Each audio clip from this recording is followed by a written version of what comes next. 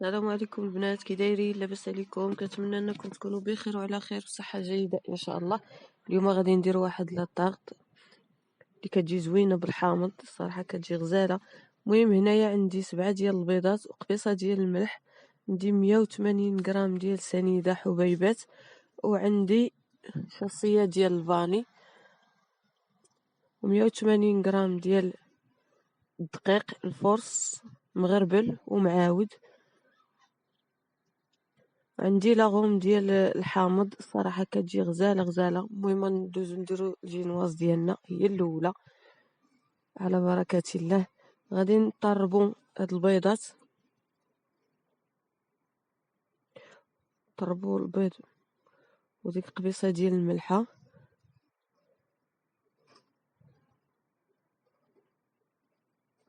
نطربوهم مزيان مزيان حتى يتضاعف الحجم ديالهم.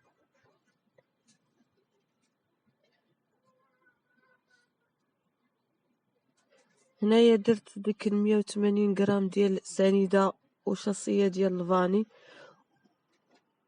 واستمريت في التطراب كما قلت لكم حتى كيتضاعف الحجم ديال البيض ويولي ابيض،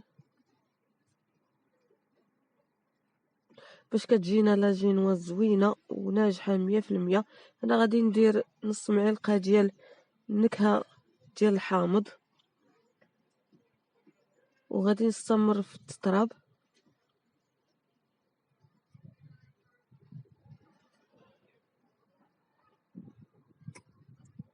انا الفران عندي من قبل مسخناه. هنايا لاجينواز خص الفران يكون سخون سخون، يعني سخون بمعنى الكلمه، باش ملي كنديروا لاجينواز ديالنا فيه ما كتهبطش وما كتقصحش لينا. صافي هنايا غادي ندير الدقيق ديالي شويه بشويه،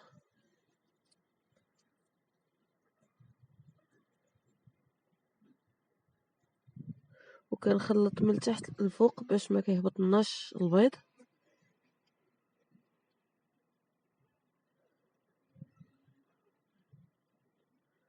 انا كنحرك وانا كنزيد الدقيق حتى نسالي الكميه اللي عندي. كما قلت لكم 180 غرام ديال الدقيق في 180 غرام ديال سنيده في شصيه ديال الفاني، 7 ديال البيضات وقرصه ديال الملح.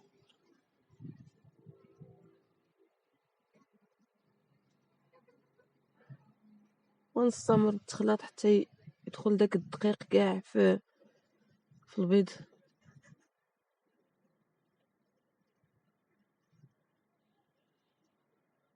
هنايا الطاوة انا عندي فيها 40×60.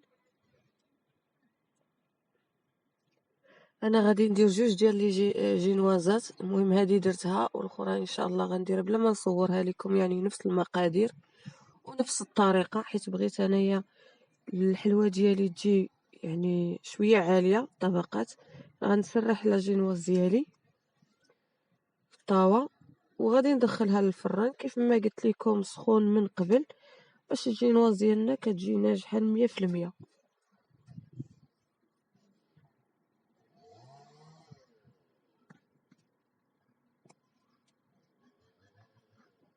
ندخل الجينواز ديالي الفران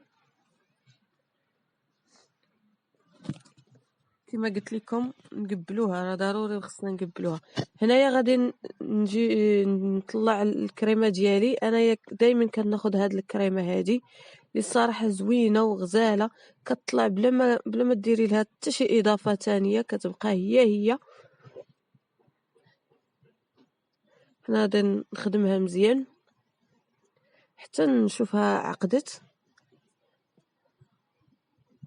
كما قلت لكم هاد الكريمه هذه زوينه، ما كتزيدي معها لا اضافه لا حتى شي حاجه، ومني كتخدمي بها ما كتهبطش. نشوفوا كيفاش القوام ديالها. هنايا عندي السيرو انايا خديت كاس ديال الماء مع كاس ديال السكر سنيده مع طرونش ديال طرونش ديال الحامض، خليتهم يغليو وفي الاخر حيدت داك الحامض صافي باش غادي نسقي. هنا لا جينواز ديالي انايا قطعتها على جوج وحطيتها على الوجه العادي، يعني كأنها كطيف الفران، وغادي نسقيها. غير هي الطبقة الأولى ما كتسقاش بزاف باش كتبقى الكريمة متبتة عليها، ومنين نديرو الطبقات الأخرين ما يتزعزعوش لينا، يعني يبقاو متبتين. غادي ندير الكريمة،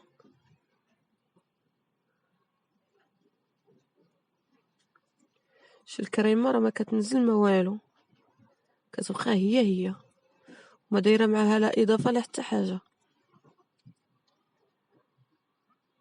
بطبيعه الحال هي راه فيها السكر اصلا. غير منين تبغيو تخدموا بها ديروها في الكونجيلاتور، يعني منين الا بغيتو تخدموا بها في الصباح كما تخليوها في الكونجيلاتور واحد ساعه ديال المكانه هكاك صافي، وغادي تجبدوها وغتخدموا بها.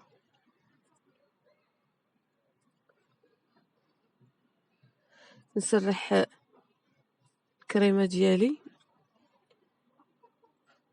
بالنسبه للكريمه بغيتو انكم يعني تقويو بغيتو ديروا غير شويه ديروا على حسب.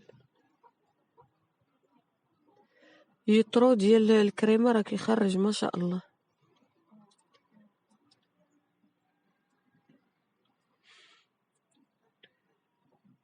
هنايا عندي لا نوازيط محمر ومطحون، اللي بغى يدير اللوز يديرو، اللي بغى يدير النوغا يديرها، كل واحد وعلى حسب. انا كان عندي النوازيط يعني في الدار.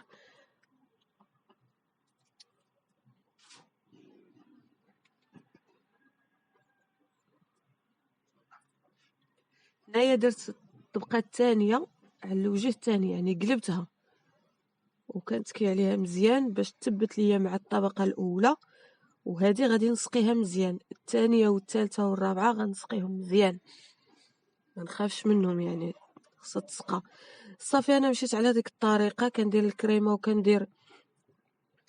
وكندير هذا لانوازيط صافي. مونطيتها ودرت هنايا الكريمه اللي بقات ليا درتها في غير في بلاستيكه هكا صافي، وكنزوقها.